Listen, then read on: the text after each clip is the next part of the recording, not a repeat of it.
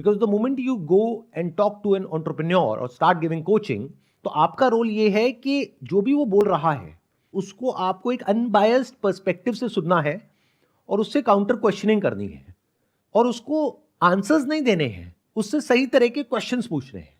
और सही तरह के क्वेश्चंस पूछने के लिए पहले हमें सुनना आना चाहिए। बिना सुने कोई कुछ समझ नहीं सकता है। जैसे यहाँ पर बहुत सारे लोग आते हैं मेरे पास में, उनमें जो एक्चुअल प्रॉब्लम होती है वो ये नहीं है कि उनके पास में आंसर्स की कोई कमी है। आंसर्स तो सारे हैं उनके पास में। बहुत सारे लोग तो मेरे से इसलिए क्वेश्चन पूछते हैं देखने के लिए कि देखते हैं कि ये क्या बोलता है, मतलब मेरे को परखने के लिए। उनको खुद को कुछ नहीं जानना है।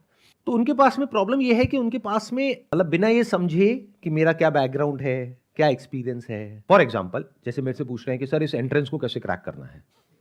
भाई किससे पूछ रहे हो, क्यों पूछ रहे हो, थोड़ा तो रहम करो।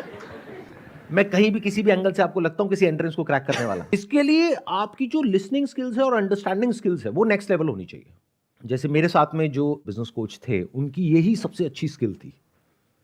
वो बस आराम से बैठे रहते थे, सुनते रहते थे और अपना पेपर पेन ले करके और बोलते थे कि ठीक है संदीप जी आप अपना फिनिश कर लीजिए, उसके बाद में मैं कुछ पूछूंगा। और फिर एक क्वेश्चन पूछते थे और मेरा दिमाग चलता था। मैंने कहा यार ये तो मैंने सोचा ही नहीं। आप कह रहे हो ऐसे करके ऐसे हो जाएगा, बट ये भी तो हो सकता है। मैंने कहा हाँ ये भी हो सकता है।